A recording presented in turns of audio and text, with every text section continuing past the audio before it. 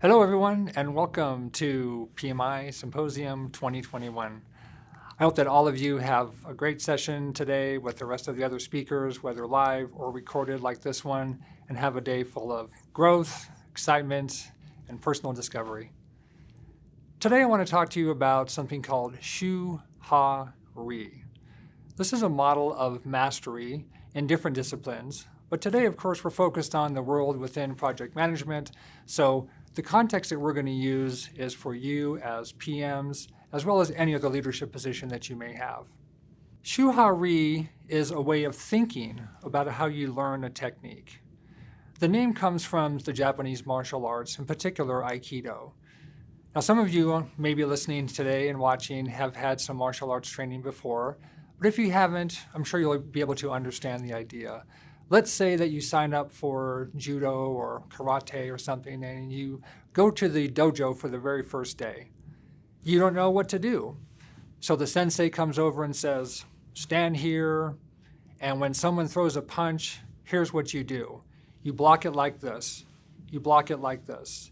Here's how you throw somebody. Here's how you kick. Here's how you throw a punch. All these different elements of the martial art you have to learn, and you're brand new at it, so you are in the mode of just understanding from somebody else what are the building blocks of this discipline. Well, that's Shu. That's just the basic one. We'll get to the other ones in just a minute, but I want to frame it in that context for you. Others of you maybe already have some experience within the Agile environment, and if you do, you may also recognize Alistair Cockburn. He talked about this discipline as well and called it a way of thinking about learning techniques and methodologies for software development. Now, this model, Shu Ha Ri, has lots of different applications, but today the focus again will be on your role within the PM world. Let's explore an example of the PM role. Within the traditional concept of Shu Ha Ri, when we learn or train in something, we pass through these various stages of mastery. The first one at the lowest level is called Shu, where we repeat the forms and disciplines so that our bodies absorb the forms that our forebears created. This means that we are in the earliest stages of learning. We haven't done it before, so I need to know what somebody else will tell me what to do. Next, in the stage of Ha, we have some discipline and we've trained ourselves to acquire the forms and the movements, but now we're able, because of that, to make some innovations. In this case, some of these forms may actually be broken or potentially discarded entirely. Finally, in Re phase, we completely depart from the forms. We open the door to other creative techniques and arrive in a place where we act in accordance with our heart and our mind, unhindered, and yet not overstepping any of these laws. How does this apply to you as a PM? At some point in time, each one of us was brand new as a project manager. And when you were in that phase and didn't really know even what it was, somebody probably said to you, you need to read the PMBOK. And you said, okay, I'll do that. That's Shu. That's someone else basically telling you what this discipline is all about and how to do that. After some experience, however, and situational context, you may find yourself then modifying or even disregarding some of the PMBOK in favor of a variation or an innovation that best suits the team or the project. That's Ha. Later, typically after several years and lots of learning, you may acquire a deeper awareness and insight into the team that allows you then to depart entirely from the PMBOK or other established protocols and think about an entirely new branch of the evolutionary tree, if you will, within the world of project management or leadership. Let's do a little bit of a deeper dive into the traditional interpretation of Shu Ha Ri and your role as a PM. I'd like you to focus on the words within each of these three levels here. Within Shu, you can see there it talks about protecting and obeying. That means that that's exactly what you're doing with established processes. And likely, you adhere very strongly to the iron triangle of scope, cost, and time. You are firmly in the camp of, the PMBOK says to do this, so that's how we're going to do it. In this phase, I suspect that you're probably focused much more on yourself and making sure that you're that nexus of communication between the team and perhaps any outside stakeholders. Over time, of course, you evolve to the ha phase. And this is where you detach or digress. You're able at this point in time to think to yourself, I know the PMBOK says to do it this way, but based upon my experience with this team or with this project, with the culture and the interdynamic relationships within the team, I think that we can deviate from those rules and do it a little bit differently. Finally, if you ever do achieve the state of mastery, you're able to completely separate your ideas from the prescribed rules. You are truly in flow. The words here talk about transcendence. This is something that actually Abraham Maslow talked about in his landmark work, The Hierarchy of Needs, you've probably heard of. It's a 5-scale model. And at the very top of that, which is self-actualization, he talks about transcendence as well. That's what you're doing here in the phase. Some people may call you unconventional or an iconoclast, but your success speaks for itself. Some people might even say things like, you barely manage your project. I don't see you taking a very active role in your team or the project or getting involved.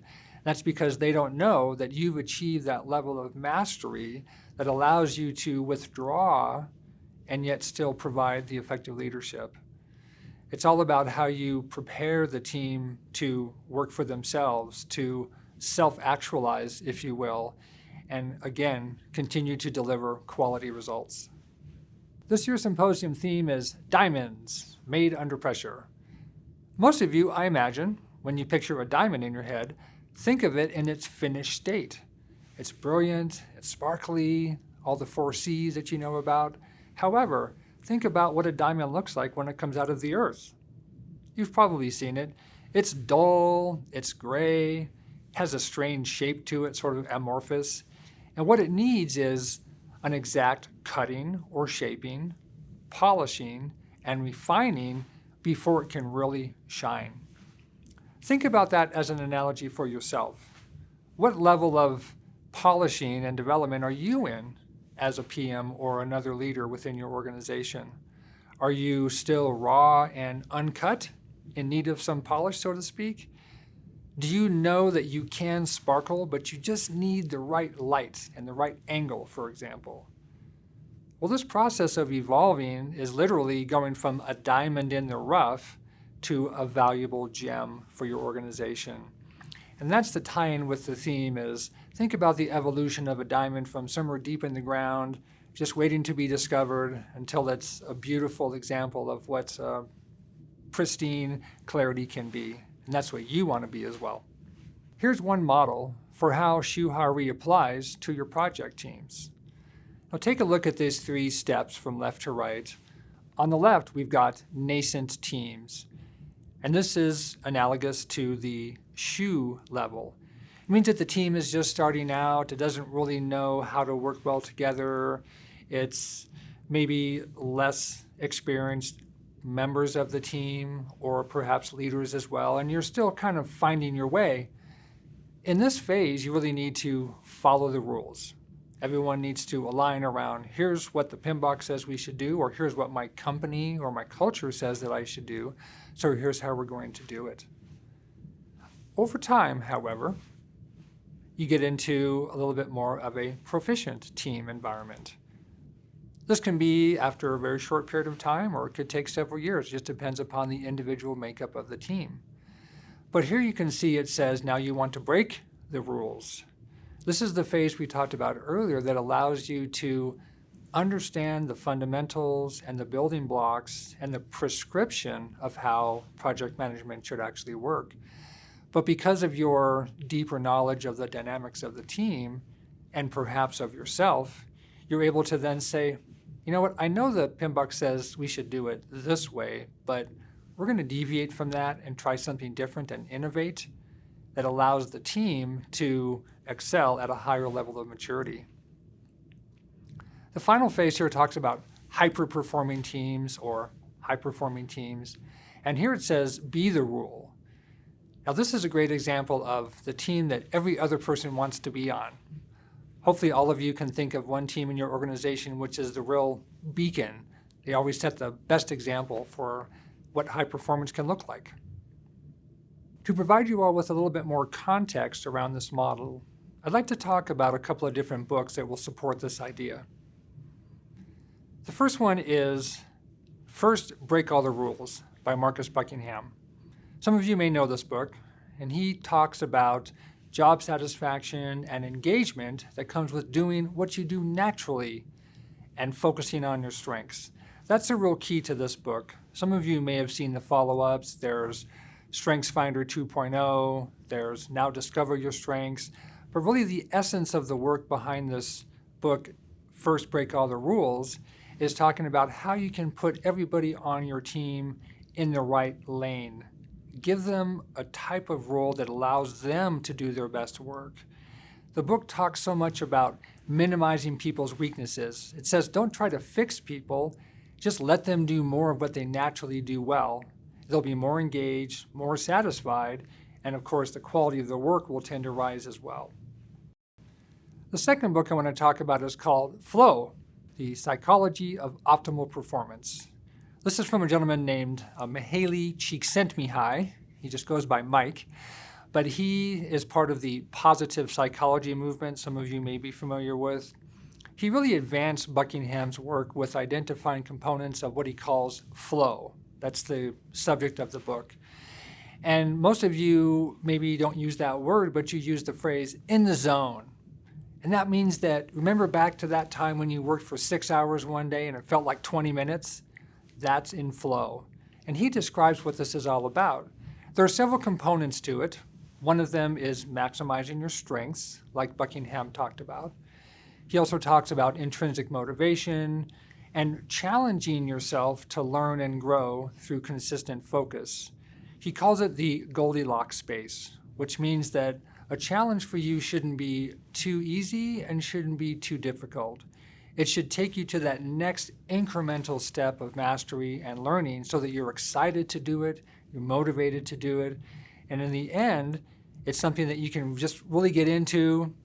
A lot of people think about it in terms of sports. For those of you who are swimmers, for example, maybe you go swim for a mile in the ocean and it seems like it was just 5 minutes because you're just in that exactly right headspace where you can focus and concentrate and challenge yourself.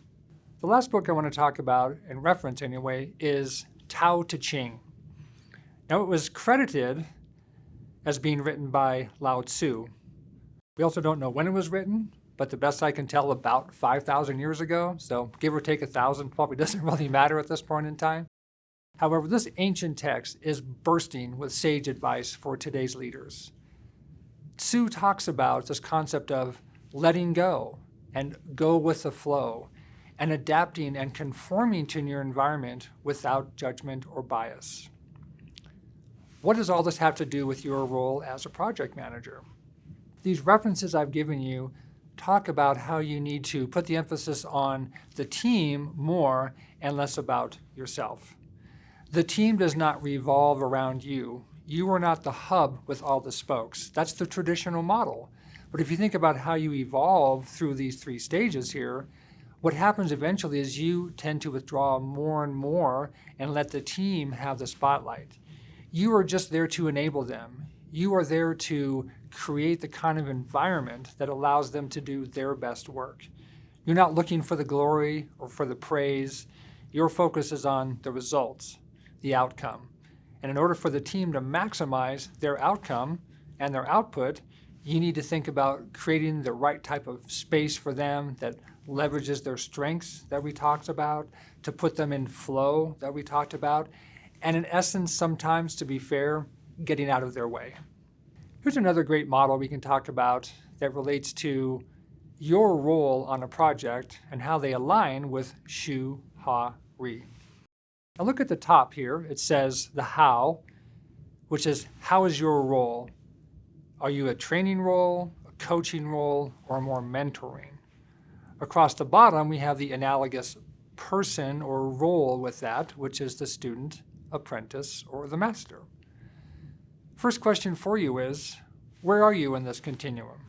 Are you the student, the apprentice, or the master?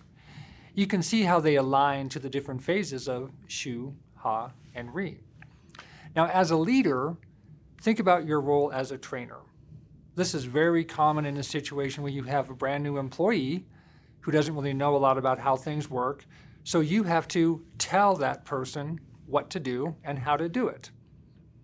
Maybe it's because they don't have the experience, or maybe it's just because they're new to your particular corporate environment, so you need to make sure that they understand how things work within your particular ecosystem.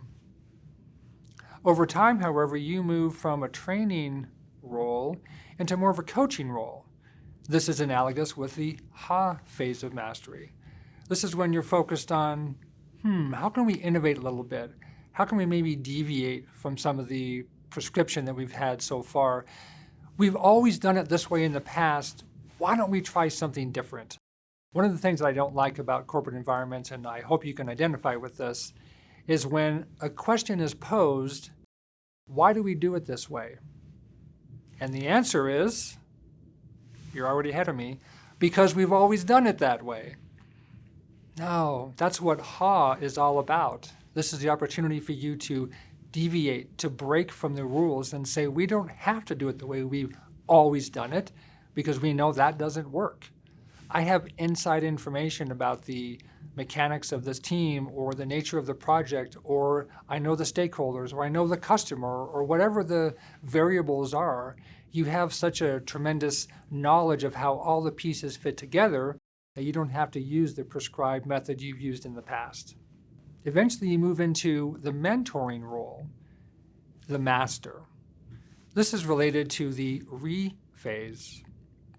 This is when you truly think about creating perhaps an entire new branch of the discipline. This is when you can basically get rid of everything that you've known in the past.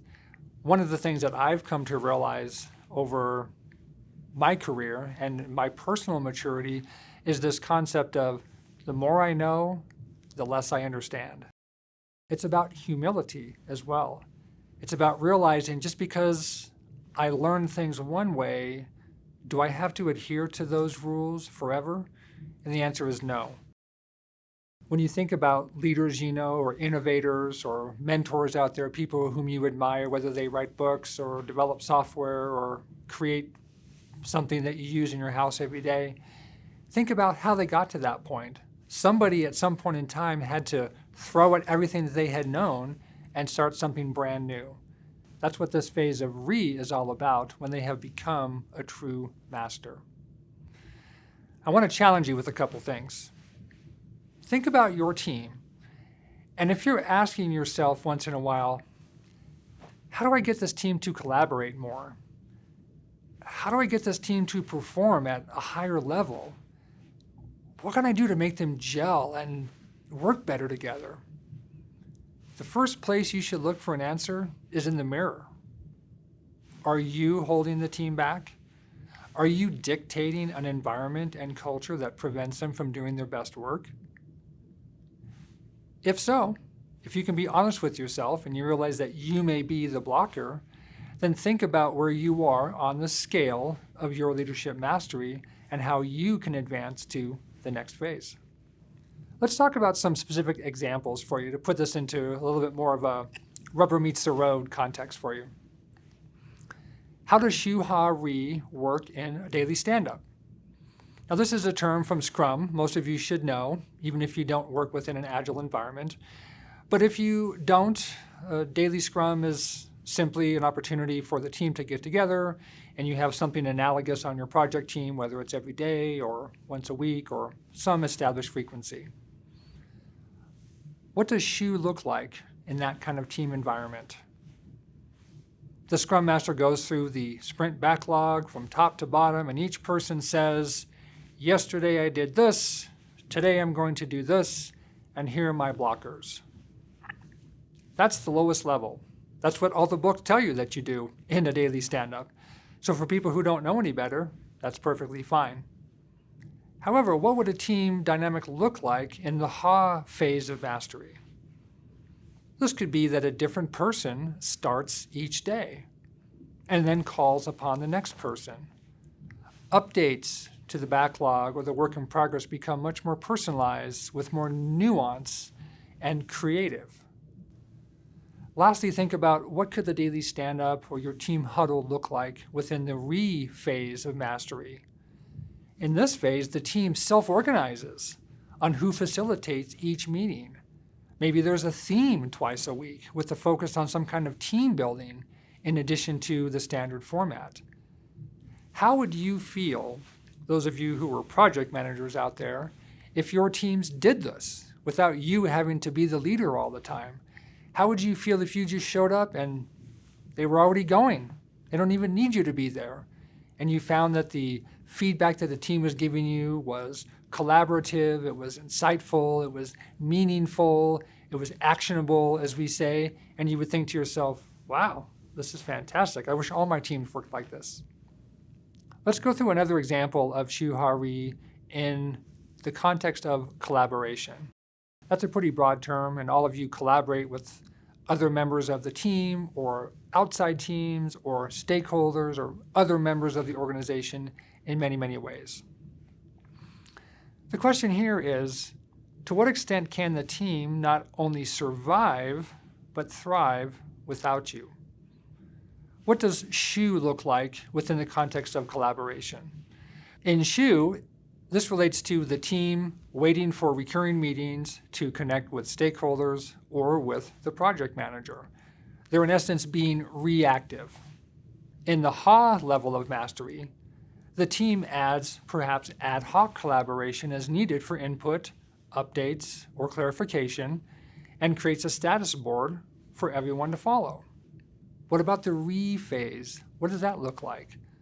Well, in this phase, the team proactively reaches out to stakeholders ad hoc if needed, including teams with whom perhaps a dependency lies. Again, think about how you would feel as a project manager if your teams performed at this level within the context of collaboration. Because typically what happens is they're asking you for all this kind of information. Hey, I have a problem here, what should I do?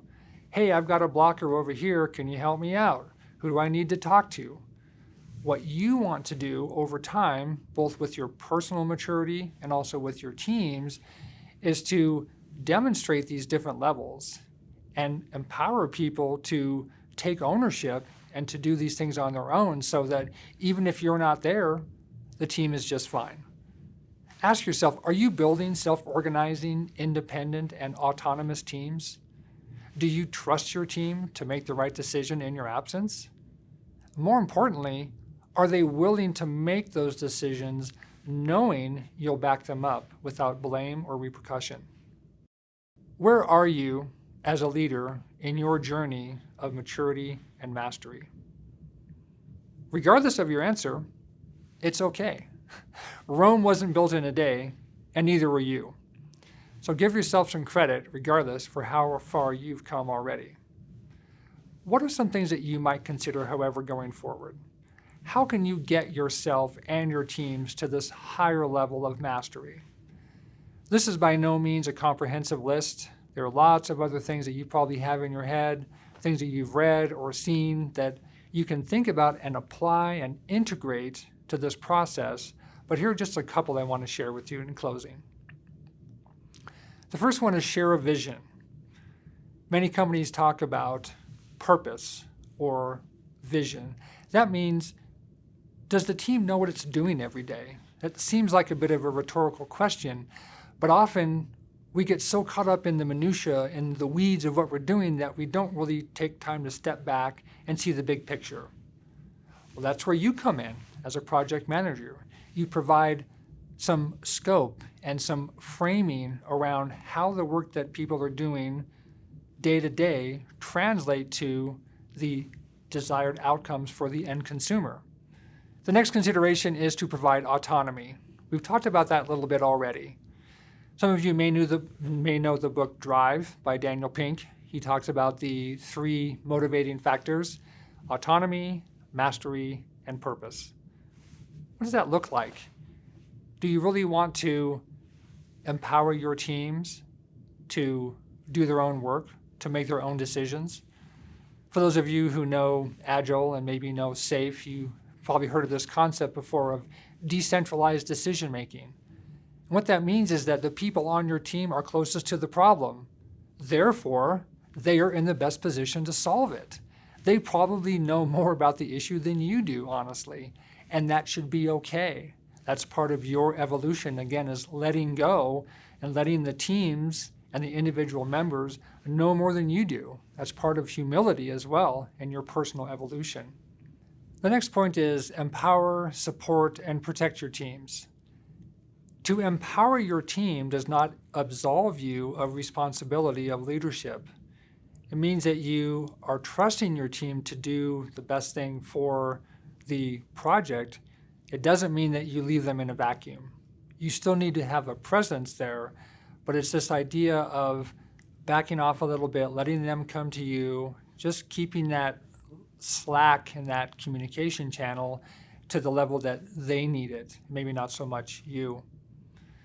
Supporting and protecting are a big part of this too, because the team has to know that you have their back. Things will go wrong. We all know that. And one of the most important things you can do is to back your team and support them if something does go wrong. Did you make the best decision that you could at the time with the information at hand? Hopefully the answer is yes. Those should always be established criteria. But just think about the message to the team about you really protecting them. The next point is to lead by example. That means bend some rules. I challenge you to think about what you're doing right now. Think about how you were running your particular project. And if you thought to yourself, boy, what if we took a shortcut? Or what if we got rid of this one thing over here? For example, let's say that you meet every single day, whether it's called a stand-up or a check-in or whatever it is, Monday through Friday. Why? Because that's what everybody else does too. And you say to the team, you know what? We're not going to meet on Wednesdays anymore. We're just going to do Monday, Tuesday, Thursday, Friday. You think you could still be okay with that? I think you probably could too. Or instead of skipping Wednesday, what you do is instead of the standard update to the project, you can introduce some brain teasers or some icebreakers. Ask people, hey, what's your favorite vacation spot? What's your favorite pet story? What's the first car you ever owned? Just a way to build more community and identity and a sense of levity within team. It's not always about work, and we know that the teams that have a personal relationship with each other tend to do much better. The next point is to define and model self-management and self-sufficiency. We talked about that with autonomy, but one of the things that I think about a lot is how do I create self-organizing, self-managing, cross-functional teams? Is that what you want too? I hope so. Do you want everybody on the team to be able to pitch in if somebody else is out? We know that it's not going to happen all the time because of unique skill sets, which is fine. But if somebody is out, do you want to create a team that is self-organizing enough to cover for that deficiency, or at least come to you with some ideas on how they can resolve it? Yes. Think about that. Talk to the team about it. Ask them, what does this look like? Lastly is to instill a sense of ownership and accountability. One of my favorite phrases people in my organization know that I use a lot, which is, what does ownership look like? If you own a piece of work, if it's a user story within the Agile environment or whatever part of the process or the project that you're involved with, what does ownership look like? Let's talk about that so that there's a shared understanding between you as the leader and the individual contributors on the team, as well as stakeholders or outside collaborators on what that looks like. How do we define that? What are our measurements for that? How often do we check in? What kind of information are you looking for? What's the best way to provide the information? What's the frequency of the information? All these types of things will really help you to set expectations early on, and teams need that. They need to know where everybody stands. I encourage you to ruminate on all these ideas and others that you believe will help you to become that brilliant diamond leader that you know you can be. Thank you very much and enjoy the rest of the symposium.